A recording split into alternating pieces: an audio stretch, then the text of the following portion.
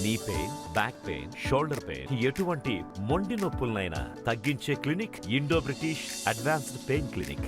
మన ప్రాంతంలో అపారమైన సున్నపు గనులు ఉన్నా గత పాలకులు పట్టించుకోకపోవడం వల్ల ఇక్కడ పరిశ్రమలు రాలేదు. అదేవిధంగా పెద్దలు గురునాథ్ రెడ్డి గారు చెప్పినట్టు మన ప్రాంతానికి పరిశ్రమలు రావాలి. పరిశ్రమలు వస్తే చదువుకునే వాళ్ళకే కాదు, పరిశ్రమల వల్ల ఈ ప్రాంతం అభివృద్ధి చెందితే మన భూముల విలువలు కూడా విపరీతంగా పెరుగుతాయి. ఇవాళ కోకాపేటలో 100 కోట్లకు ఎకరం ఎందుకు, కొడంగల్లో 10 లక్షలకు ఎందుకు ఎకరం ఉంది? ఎందుకంటే ఆ ప్రాంతంలో పరిశ్రమలు వచ్చి, ఐటీ కంపెనీలు వచ్చి పెట్టుబడులు రావడం వల్ల అక్కడ భూములకు విలువ పెరిగింది. దాంతో అక్కడ ఉండే రైతులందరూ కూడా ఇవాళ పెద్ద శ్రీమంతులైన. పట్ట భూమి ఉన్న వాళ్ళకి ఎన్ని పైసలు ఇస్తారో, అసైన్మెంట్ పట్టాలు ఉన్న వాళ్ళకి కూడా అన్ని పైసలు ఇచ్చి ఆ భూమి తీసుకోవాలి. ఉత్తగా తీసుకునేది లేదు. వాళ్ళు కొడంగల్లో నన్ను గెలిపించారు, వాళ్ళకి మేలైతుందని గెలిపించారు తప్ప మన గెలుపు వాళ్ళకు నష్టం చేకూరకూడదు అని చెప్పి మనం స్పష్టంగా అధికారులకు ఆదేశాలు ఇచ్చినాం.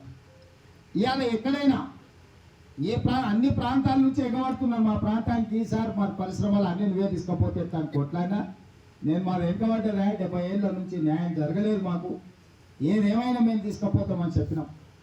ఇవాళ కర్ణాటక రాష్ట్రంలో ఉన్న వాళ్ళు కూడా మనకి మెడికల్ కాలేజ్, ఇంజనీరింగ్ కాలేజ్ గతంలో ఇప్పుడు ముదప్పని అడిగిన ఏవి చదువుకున్నాడు, గుల్బర్గా చదువుకున్నాడు. ఎందుకంటే ఆ కాలేజీలు ఉన్నాను మన వాళ్ళందరూ అడిగిపోయారు. ఇప్పుడు మన దగ్గరనే మెడికల్ కాలేజ్, మన దగ్గరనే ఇంజనీరింగ్ కాలేజ్, వెటర్నరీ కాలేజ్ ఉంటే కర్ణాటక వాళ్ళు కూడా మన దగ్గర వచ్చి చదువుకుంటారు. అడిగిపోతారు. అందుకే రావాల్సిందే కదా, ఇక్కడనే రావాల్సి వస్తుంది. నారాయణపేటలు కూడా కొడంగల్కి రావాల్సి వస్తుంది. ఎదిగిపోతారు మనం ఇవన్నీ తెచ్చుకుంటూ. రేపు జాతీయ స్థాయిలో పెట్టుబడులు తీసుకొచ్చి పరిశ్రమలు తెస్తే ఎవరైనా మన ప్రాంతానికి మన దగ్గరికి రావాల్సిందే కదా. ఇవాళ నారాయణపేట కొడంగల్ ఎక్కిపోతారు. మనం వానకాలం వస్తే కందులు తప్ప ఏమైనా వండించుకునే పరిస్థితి ఉండేనా? తాగితే కల్తీ కళ్ళు తాగాలి, లేకపోతే కందులు వండించుకోవాలి కొడంగల్. ఇక్కడ నుంచి ఏమైనా ఉండేనా? మరి అక్కడి నుంచి ఇవాళ మనం ఒక్కొక్క మెట్టు ఎక్కుకుంటా ఇవాళ నారాయణపేట కొడంగల్ ఎక్కిపోతారు పథకం ద్వారా 1,00,000 ఎకరాలకు మనం నీళ్ళు ఇచ్చుకునే కాడికి తెచ్చుకున్నాం. దానికి నిధులు తెచ్చినాం, ఫౌండేషన్ వేసుకున్నాం. తొందరలోనే పనులు చేపట్టబోతున్నాం. మా నరసింహాన్ని ఎప్పుడు వచ్చినా మా ఊర్లో కంకరాలు ఉన్నాయి సార్, ఊరికి రోడ్డే లేదని కొట్లాడేవాడు ఎప్పుడు చూసినా. అట్లాంటి పరిస్థితి నుంచి ఇవాళ మనము ధైర్యంగా మన ప్రాంతానికి రాఘవరెడ్డి అన్న ఎంపీ ఉన్నప్పుడు కోస్గిలో కొంత అభివృద్ధి జరిగింది. తర్వాత మళ్ళీ అది ఎక్కడ పోయిందో ఏమైందో తెలియదు. ఇవాళ ఏం చూసినా కోస్గికే తీసుకుపోతున్నాం సార్ అని అందరు నాలుగు కొడంగల్ వెళ్ళిపోయిన కాడికి వచ్చింది. ఇంజనీరింగ్ కాలేజ్ ఆనే ఇచ్చినాం, డిగ్రీ కాలేజ్ ఆనే ఇచ్చినాం. చాలా వరకు మనం ఇయ్యగలిగింది బస్ డిపో కోస్గికే ఇచ్చినాం. ఏం కావాలో ఇవాళ మనం చేస్తున్నాం. అందుకే మిత్రులారా, మనకు నేను మీడియా మిత్రులకు కూడా ఇంతకుముందే చెప్పిన, అయ్యా మీరు పేపర్లలో టీవీలలో వార్తలు రాస్తారు కానీ మీరు ఇక్కడున్న రైతులు ఈ ఊరే మీది, మీరు మంచి కార్యక్రమాలకు మీరు సహకరించకపోతే మీకే నష్టం అవుతుంది. ఊర్లలో పోతే మీ వాళ్ళే మిమ్మల్ని 2 దెబ్బలు వేస్తారు ఇంట్లో మీ అమ్మనాయన అని చెప్పి ప్రెస్ వాళ్ళకు కూడా ఇప్పుడు చెప్పిన. 100 రూపాయలు ఉన్నాయంటే పరికన్న వాళ్ళు తాండూరు కన్న పోవాలి. మన పైసలన్నీ తాండూరు వాళ్ళకి కూడా మన పరిగోళ్ళకి ఇచ్చి వచ్చినాం. మా జయపురాడు మా స్వామి పొద్దుగాల ఇంకా చాయ్ తాగుతూ పెట్టుకుంటే చక్క పరిగిలనే తేలుతుంది. మా నరసింహను 7 పత్తులు ఆయన అంటే పరిగిలో కలుస్తాడు సార్ నువ్వు పోయేటప్పుడు అని చెప్తాడు. రాజేష్ నడితే పిల్లల సంఘం అంటే ఆండూరు పోతాడు. ఇట్లా మద్దూరులో నడితే నారాయణపేట వెళ్తారు. నరసింహలో రఘును అడిగితే 7 తిరుపతి రెడ్డి 7 అంటే మహబూబ్నగర్లో ఉన్నాడు, లేకపోతే నారాయణపేట పోయింది సార్ అని. ఎందుకంటే 100 రూపాయలనే చాయ్ తాగుతాం అంటున్నాడు సార్ అని. అంటే 100 రూపాయలు చేపలు ఉంటే కూడా మనం పరిగికో, తాండూరుకో, నారాయణపేటకో, మహబూబ్నగర్కో ఇక దగ్గర వాళ్ళు ఉంటే ఈ పక్కల సేడం పోయేటోడు. ఎందుకు? ఆ ప్రాంతంలో పరిశ్రమలు వచ్చి, ఆ ప్రాంతంలో కాలేజీలు వచ్చి, ఆ ప్రాంతంలో ఇతర ఆసుపత్రులు రావడం వల్ల ఈరోజు ఆ ప్రాంతాలు అభివృద్ధి చెందినాయి కాబట్టి మనం పోయినాం. మళ్ళీ ఎన్నడూ ఇట్లాంటి అవకాశం వస్తుందో రాదో నాకు తెలియదు. వెనకడికి ఎప్పుడో అచ్యుతారెడ్డి నాకు తెలిసి పెద్ద మనిషి చెప్పాలి, 1967-68 టైంలో అచ్యుతారెడ్డి ఒక్కసారి మంత్రి ఉన్నాడు. మళ్ళీ 50 ఏళ్ళు దాటింది, 60 ఏళ్ళు ఆయనకు వస్తుంది. 55 ఏళ్ళు అయింది. మన కొడంగల్కి ఏదైనా పదవి వచ్చిందా ఎప్పుడైనా? ఏదన్నా పదవి మన కొడంగల్కి ఎవరైనా ఇచ్చిరా? అది నందారం వెంకటయ్య గారు, నందారం సూర్యనారాయణ గారు, పెద్దలు గురునాథ్ రెడ్డి గారు 5 తూర్లు ఎమ్మెల్యే అయితే కూడా మనకేం అదనంగా పదవి ఇవ్వలే. మరి ఇవాళ వారు చైర్మన్ అయినరు, మీరు ఆశీర్వదిస్తే వారందరూ మా ముద్దప్ప అందరు కష్టపడి చేస్తే ఇవాళ ఎమ్మెల్యే అయితే ఈ రాష్ట్రానికి మనం ముఖ్యమంత్రి అయినాం. అంటే ఇవాళ కొడంగల్కి ఒక గొప్ప అవకాశం వచ్చింది. ఫార్మా కంపెనీలు వస్తే మన నిరుద్యోగ యువకులకు ఉద్యోగాలు హకీంపేట, పూలేపల్లి, లగచెర్లలో ఉన్న పిల్లలకే కాదు, మన శాసనసభ నియోజకవర్గంలో ఉన్న చదువుకున్న యువకులకు అందరికీ కూడా ఉద్యోగమే కాకుండా ఉపాధి అవకాశాలు, అక్కడ లేబర్ పనులు ఉండొచ్చు, ఇతర పనులు ఉండొచ్చు, ఆ పరిశ్రమలు వస్తే అక్కడ హోటళ్ళు పెట్టుకోవచ్చు, లేకపోతే అక్కడ ఇతర వ్యాపారాలు కూడా పెట్టుకోవడానికి అవకాశం ఉంటుంది. ఇదే కాకుండా అభివృద్ధి వచ్చిన కొద్దిగా మన భూముల విలువలు పెరుగుతాయి.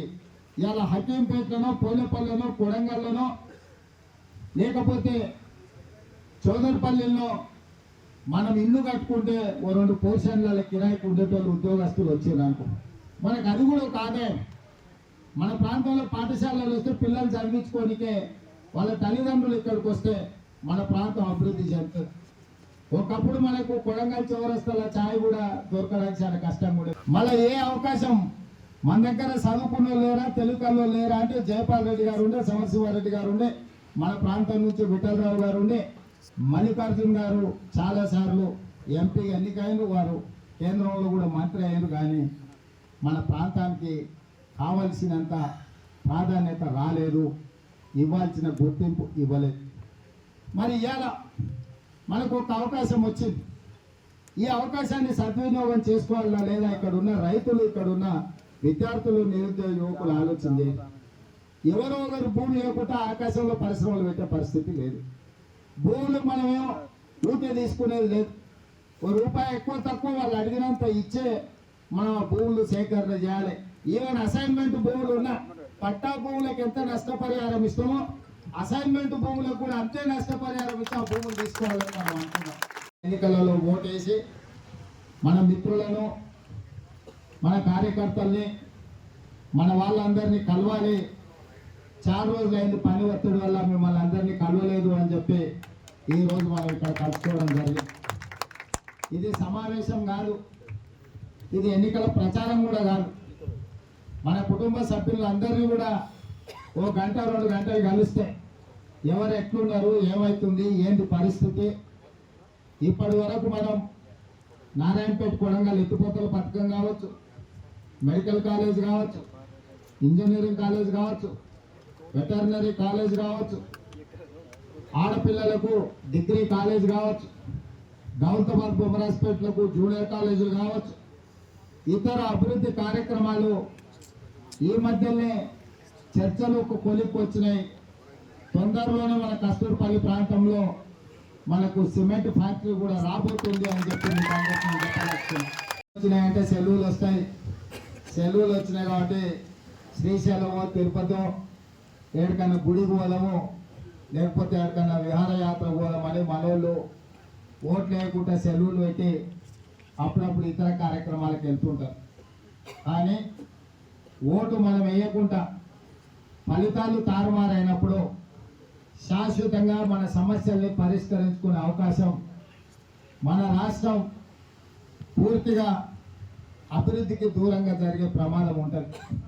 అందుకే ఇవాళ ఎన్ని కార్యక్రమాలు ఉన్నా, నిన్న ఢిల్లీలో ఏఐసిసి ఆధ్వర్యంలో సమావేశం ఉన్నా అక్కడ అది చూసుకొని సుప్రీంకోర్టు చీఫ్ జస్టిస్ గారు హైదరాబాద్కి వస్తే ఉదయమే వెళ్ళి వారిని కలిసి మర్యాదపూర్వకంగా తెలంగాణ రాష్ట్రం నుంచి వారికి స్వాగతం పలికి అక్కడి నుంచి సరాసరి ఈరోజు కొడంగల్కు రావడం జరిగింది. మరిన్ని వీడియోస్ కోసం ఛానల్ ని సబ్స్క్రైబ్ చేయండి, లేటెస్ట్ అప్డేట్స్ కోసం వాట్సాప్ ఛానల్ ని ఫాలో చేయండి అండ్ లింక్ డిస్క్రిప్షన్ లో ఉంది.